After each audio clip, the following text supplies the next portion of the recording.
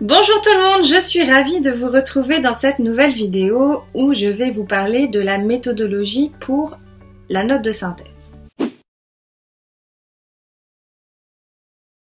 C'est un exercice qui est le plus redouté par les étudiants passant le CRFPA, mais il ne faut pas que vous vous mettiez dans cette optique-là en vous disant c'est l'exercice le plus dur, je ne finirai jamais ma note de synthèse dans les temps, je ne comprends pas le sujet qui nous est donné, et de là à trouver 4 parties sur ce sujet-là, j'angoisse et donc du coup je pars assez pessimiste. Eh bien non, il faut pour cet exercice-là et pour toutes les autres matières que vous soyez rigoureux et rapide.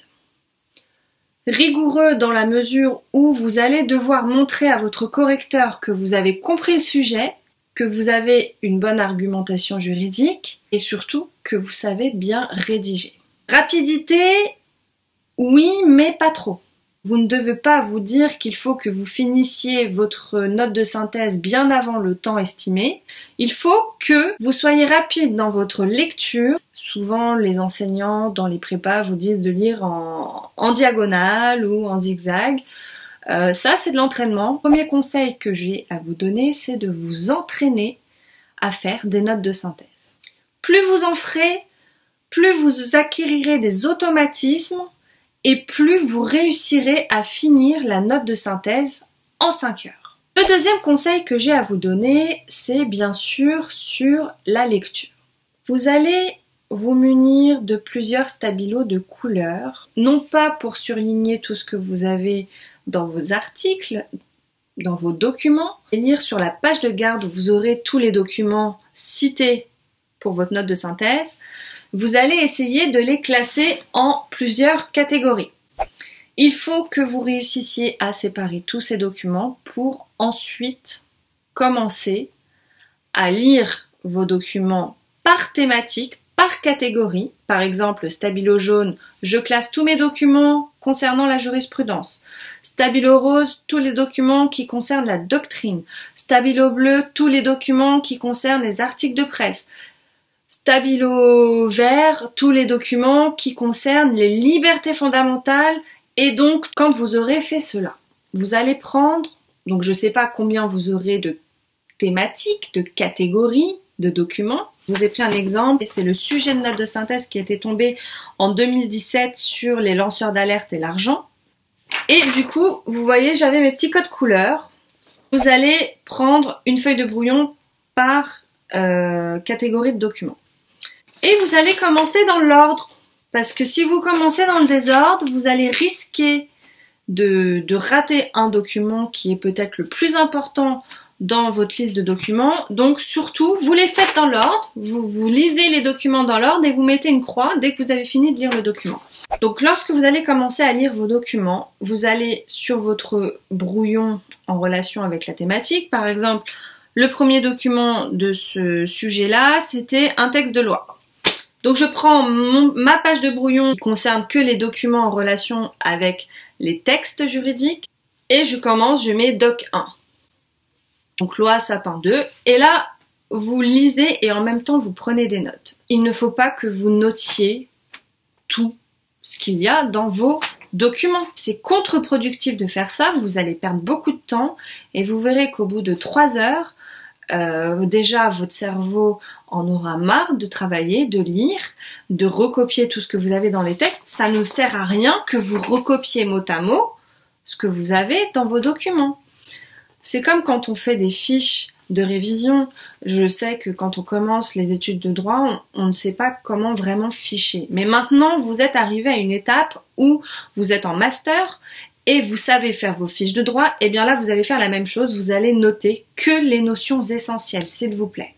Une fois que vous avez terminé votre lecture et votre prise de notes, vous allez prendre une page de brouillon, vous allez vous faire un tableau, vous faites comme là. Et dans chaque carré, vous allez trouver des notions similaires et vous allez les noter.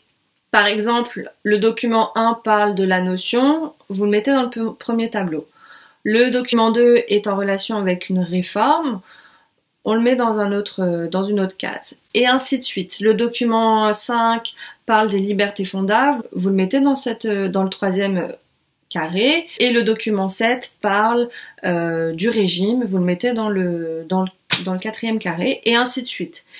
Les parties les plus importantes qui reviennent le plus souvent, vous avez des documents qui portent sur la notion, d'autres documents qui vont porter sur le régime, d'autres documents qui porteront sur l'application de tel ou tel texte. Vous avez des thématiques qui reviennent assez souvent, pensez-y, notion régime, liberté fonda et réforme. Ça, c'est souvent les thématiques qui ressortent le plus souvent.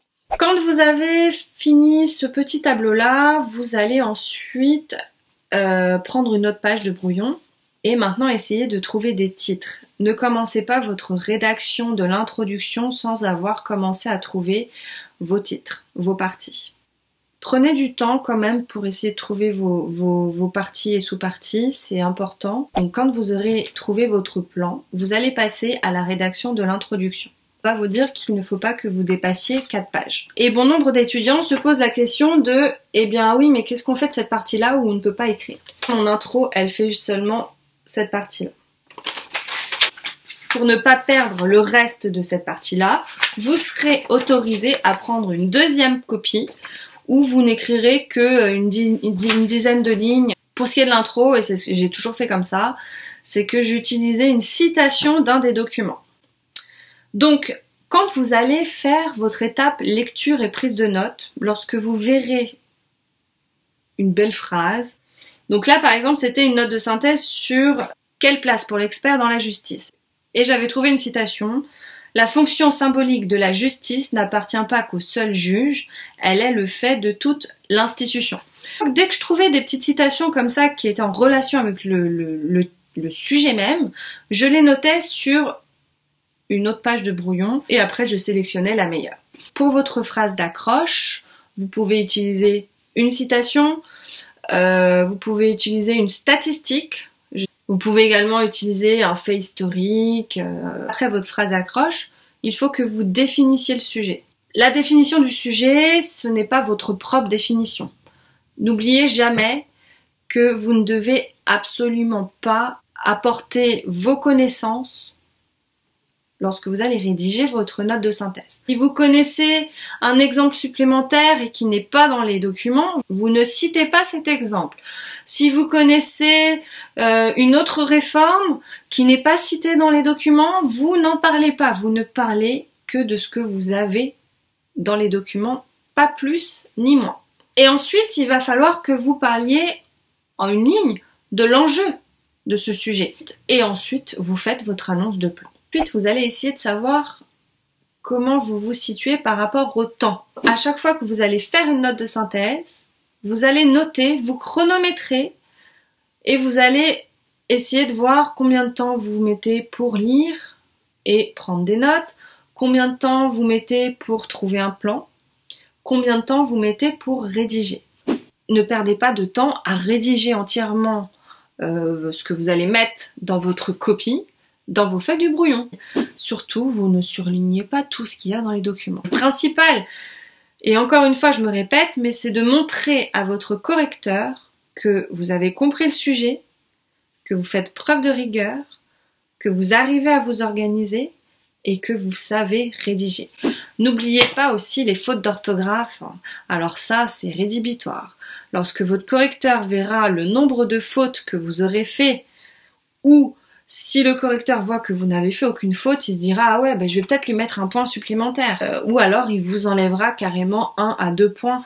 Cela s'est vu dans les sessions passées. Vous en êtes capable, j'en suis certaine. Ce n'est pas un exercice qu'il faut fuir.